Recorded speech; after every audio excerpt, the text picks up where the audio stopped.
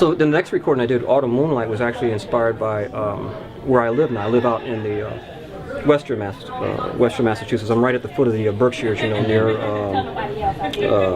near Tanglewood and near where Norman Rockwell. Sure. The whole.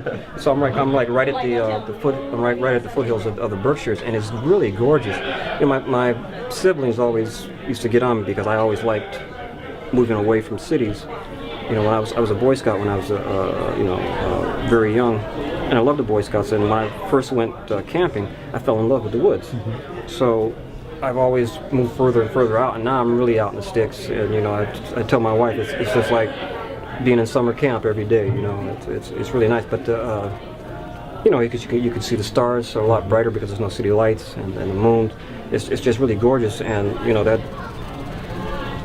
the whole. I was part of that generation that Kennedy inspired about going to the moon. Mm-hmm. I all the cats with the right stuff. I knew all the cats who did the Mercury program. Gemini, Apollo. I knew all the cats. So I was really into that as a kid. And so I just really love the moon. Mm-hmm. And just the whole force that it has, the whole pull on the Earth and on the. But that's kind of the way that kind of came about. And like I said, I love working with the trio with Nigel and Gums and Leonard, and so, I decided to do approach, because my other records, it's like the more bass I play, then it becomes just a bass record, mm-hmm. and they kind of, and the people just kind of discount it off. Well, it's just a bass record. I don't know what that means, but so I really wanted to make this trio more of a. Just not just a piano trio, but a trio, mm-hmm. because we all have a lot to say, and it's moving more in that direction where, I don't solo on every tune. I don't have to play the melody all the time. I don't, I do, some of Najee's tunes, and I get input. I don't even write a drum part for Bernard. I say, Bernard, boom, because it's funny. Sometimes he'll say, well, what do you want me to play? I say, I don't know. That's why I got you here. You're gonna hear whatever. I mean, I give you a figure of what I'm thinking, but mm-hmm. whatever I'm doing, you're gonna hear better. He says, well, that's different. So then, he always comes up with something really great.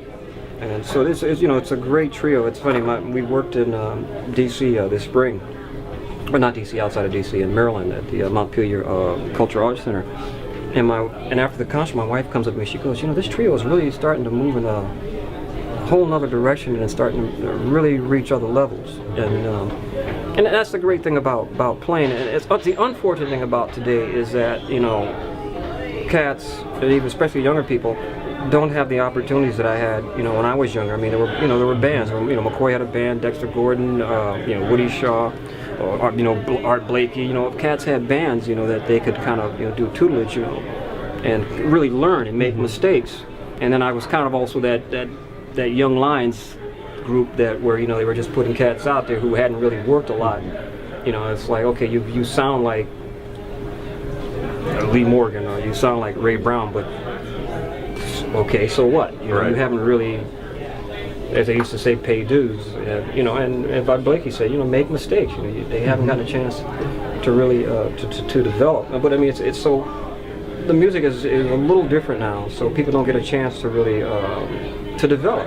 I mean, McCoy said, cats would work they'd be on the road, for 6 months playing them tunes. So when they went in the studio, that's why that's why it sounds like that. You can feel that whole energy, the whole spirit coming just from that music, because they had been playing it, for months, and then they would come in the studio, bam. It's like, yep. It's there, and so that is kind of sad in a way that's not really happening. And I remember McCoy complaining, and and Blakey, those cats complaining that at that time when I was coming on, there weren't the bands that they had. Right. There were more bands, and it was funny. Bernard and I were talking about that the other day. That those cats would stay they would come to Chicago and stay a month and work at a place. And, right. We kind of caught the tail end of that. I would do 2 weeks at Sweet Basil's in New York with McCoy. Actually, we did 2 weeks. I think we did 2 weeks here one time at the Fairmont. Freddie Hubbard and I think it was Jeff Watson and me and McCoy. But I mean, and L.A., San Francisco, we'd stay a week or two So we kind of came in on the tail end of that. I mean, now cats are lucky if they get to, one night. Right. And then, it's like, okay, then the next month the band is different. It's like there's a different kind of vibe that happens. I mean, you develop some different chops in that you're able to work with different people, but you don't get that continuity. I mean, people would come here to me and McCoy and they'd be like, oh, there's something different happening. It's like, yeah, I mean, we've been working together for 20 years. I mean, I used to hear McCoy in interviews, he would say like, I would inhale and Avery would exhale. He would know exactly, where I'm going, what's happening. And the only way that you can get that is, I think, the great bass player Major Holly said, this is an applied art. The more you do it, the better you get, so it's funny because I was just telling my wife, even though those opportunities are not like they were, it sort of creates a different kind of energy that people have to kind of, or the cats have to do is start thinking different. I mean, if I'm not playing as much as I want to, I get together and play with cats and just do sessions, like cats used to do 30, 40, 50 years ago. They would just, I remember Jackie McLean, they would just go over to each other's house and it's like, yo man, and work stuff out, and so, now I just, my brother's a drummer as well, and so I just call sessions now, just get some cats together and we just play, and because that's what it is that we do. I mean, so any plans for yet a future release? Or? Well, actually, it's funny, I did a live recording radio show with at WGBH Studios in Boston with Eric Jackson, Eric in the Evening, and so Onaji and Bernard went up and we did a trio session, live broadcast, and actually that's how the studio recording came up. I dug the studio so much. It was the Fraser Performance Center at WGBH Studios inside, where they do the TV and the radio. Studios, I think, only about 4 or 5 years old, it's brand new studios, and they have a performance studio that's really nice, and they have a 9-foot Hamburg Steinway piano, and the radio session turned out so well. I said, well, I'd like to come back and just do a regular studio session. But what happened was, I just released Autumn Moonlight. I still dug the live thing we did. I'm actually going to release that in April of 2010. Excellent. So another trio record, but live. Because it's because I don't. And I was thinking, I was talking to my publicist and other people, and he said, you don't have anything of you live with this trio. And he said, I said, well, yeah, I didn't think too much of it, and I thought about it. He says, yeah, because you sound different live than you do, because it's a different kind of energy. The people are there. It just brings out different things, and so that's the next project. And I have a project that I'm doing with the actress Jasmine Guy.